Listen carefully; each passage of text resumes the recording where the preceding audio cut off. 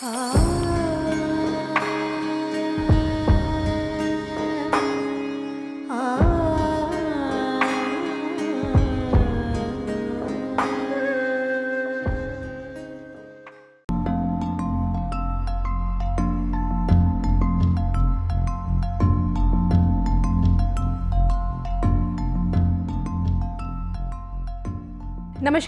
धर्म ज्ञान के दर्शकों का स्वागत है। मैं हूं आपके साथ कविता राणा।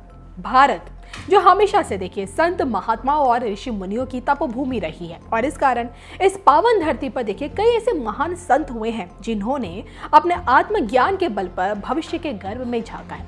हम अक्सर देखिए विदेशी भविष्यवक्ताओं को तरजीह देते आए हैं, फिर चाहे वो नास्ट्राडामस हो, प्रोफेसर कीरो हो या फिर बाबा वेंगा हो, लेकिन ये भूल जाते हैं कि इनसे बढ़कर, इनसे ज्यादा ज्ञानी संत महात्मा हमारे देश में हुए हैं, जिन्होंने देखिए हिंदू ग्रंथों की न सिर्फ अहमियत को खुद समझा बल्कि दूसरों को भी समझाया और उसी ज्ञान के बल पर खुद को अध्यात्म से जोड़ते हुए आत्मज्ञान हासिल कर अनेकों भविष्यवाणियां की। ऐसे ही एक महाज्ञानी और भविष्यवक्ता रहे हैं संत अच्युतानंद दास जी। जी हाँ, पुरी के जगन्नाथ धाम से आने वाले संत अच्युतानंद दास 16वीं सदी में एक ऐसे संत हुए जिनसे करोड़ों लोगों का विश्वास जुड़ा हुआ है। इन्होंने देखे पंचसखा संस्कृत के ग्रंथों का ओडिया भाषा में अनुवाद कर उड़ीसा में अध्यात्म के क्षेत्र में क्रांति लाने का काम किया था।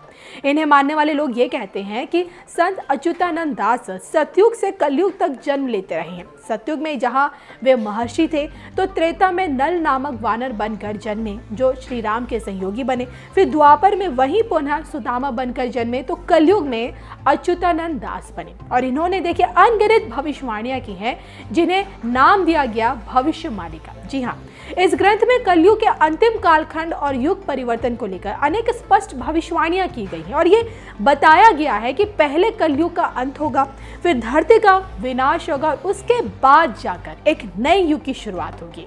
तो देखिए इस तरह भविष्य मालिका में देश के अंतिम प्रधानमंत्री और पुरी के अंतिम राजा को लेकर भी भविष्यवाणी मिलती है। जी हाँ, इसमें यह कहा गया है, युद्ध जैसी परिस्थिति में भारत पर पाकिस्तान समेत 13 मुस्लिम देश हमला कर देंगे। हालांकि अंत में जीत भारत की ही होगी और पाकिस्तान का भी विलय भारत में ही हो जाएगा। इस बीच लोकतंत्र की जगह कुछ समय के लिए मिलिट्री शासन लागू हो जाएगा। उसके बाद देश में बड़े बदलाव देखने को मिलेंगे। नए भारत की शासन व्यवस्था आज के भारत से बिल्कुल अलग होगी। अगर पुरी के अंतिम राजा गणपति महाराज होंगे तो देश का अंतिम राजा एक शक्तिशाली हिंदू शासक होगा, सन्यासी होगा जिसके खुद के बच्चे नहीं होंगे। वो योगी पुरुष होगा जो विश्व को हिंदुत्व से जोड़ेगा और जंग में शांति स्थापित करेगा और युद्ध में भारत का नेतृत्व करेगा। तो संत अच्युतानंद दास के देखिए 500 साल पुराने भविष्य मालिका में देश के अंतिम प्रधानमंत्री को लेकर जो बातें कही, लोग उसे देखिए पीएम मोदी और सीएम योगी आदित्यनाथ से जोड़कर देखते हैं। अब देखिए ना, एक तरफ देश के प्रधानमंत्री नरेंद्र मोदी हैं जो भी एक योगी पुरुष है। परिवार के नाम पर सिर्फ माँ हीराबेन का साथ हमेशा उनके साथ देखा गया है, लेकिन असल परिवार उन्होंने देश की 135 करोड़ जनता को ही माना है। उनके अब तक के कार्यकाल में देखिए अंतर्राष्ट्रीय स्तर पर हिंदुत्व का परचम लहराया, योग को उन्होंने विश्व पटल पर लोकप्रिय किया और विदेशी धरती से योग को जोड़ा। तो वहीं बतौर राजनीतिज्ञ परिवारवादी राजनीति के हमेशा वो खिलाफ रहे। तो देखिए ना, पीएम मोदी के कार्यकाल को लोग 2029 तक देख रहे हैं क्योंकि उसके बाद उनकी उम्र 75 के पार हो जाएगी और जिसके बाद योगी आदित्यनाथ में उनका उत्तराधिकारी भी देखा जा रहा है। अब अगर देखिए यूपी के मुख्यमंत्री योगी की बात करें तो महंत से मुख्यमंत्री बने योगी का संघर्ष देखिए कम नहीं है। महज 26 साल की उम्र में सांसद बन गए, लगातार 6 बार गोरखपुर का प्रतिनिधित्व कर चुके हैं। ना सिर्फ देखिए ना ही बीवी ना बच्चा है और ना ही किसी पद की लालसा है उन्हें, बैक टू बैक फिर भी यूपी की सत्ता पर काबिज है।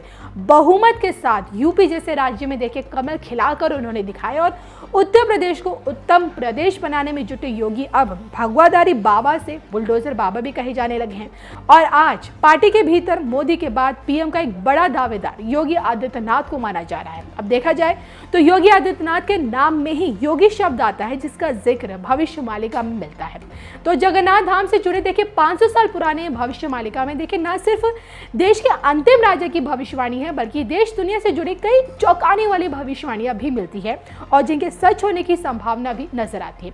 अब इसमें यह बताया गया है, पहले काल में आकाश में 2 सूर्य दिखाई देंगे, युद्ध के बाद 7 दिन तक सूर्योदय नहीं होगा। पृथ्वी में भयंकर भूकंप आएगा जिससे सब कुछ नष्ट हो जाएगा।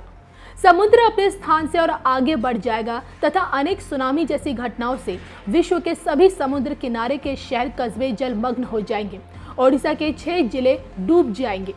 जगन्नाथपुरी मंदिर के ऊपर से पत्थर नीचे गिरेंगे और मंदिर का ध्वज कई बार गिरेगा, जो वर्तमान में भी गिर चुका है। ओडिशा के अंतिम राजा गणपति महाराज होंगे और वर्तमान में भी वही राजा हैं। बुजुर्गों और शिक्षकों का आदर नहीं होगा।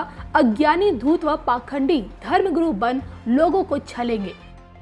तो देखिए ना, ताड़ के पत्तों पर लिखी गई भविष्य मालिका पर विश्वास करने वाले कम नहीं है, लेकिन इसमें मौजूद भविष्यवाणियों का जिक्र हर कोई करता है। और जिस प्रकार देखिए जगत के नाथ भगवान जगन्नाथ का मंदिर रहस्य और चमत्कारों से भरा है, ठीक इसी तरह संत अच्युतानंद दास की इन भविष्यवाणियों में जगन्नाथपुरी के लोगों का अटूट विश्वास है।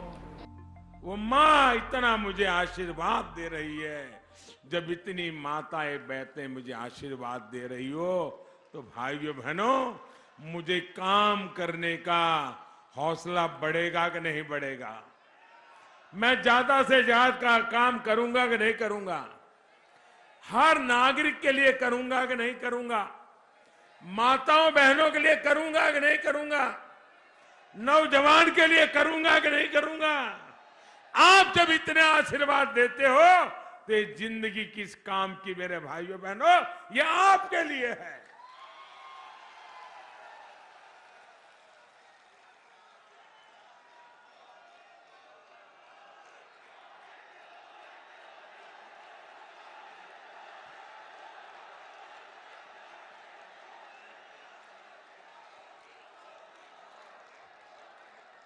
आपका ये आपका प्यार मेरे सर आंखों पर दोस्तों, आपका प्यार सर आंखों पर।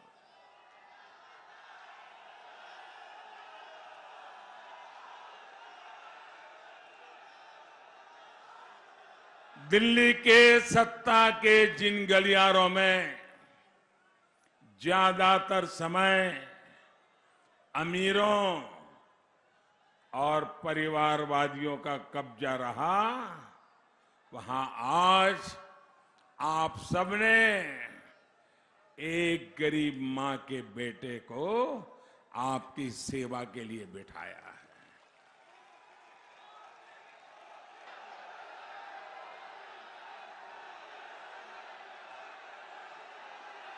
साथियों, दिल्ली में बैठ करके आपके इस प्यार की ताकत को मैं भी नहीं समझ सकता।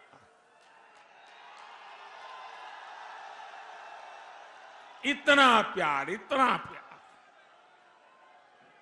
शायद दोस्तों आज के युग में इतने टीवी मीडिया का जमाना हो, भांति भांति की बातें चलती हो, उसके बाद भी जनता जनार्दन जब इतना आशीर्वाद देती है तो भगवान के आशीर्वाद के बराबर होता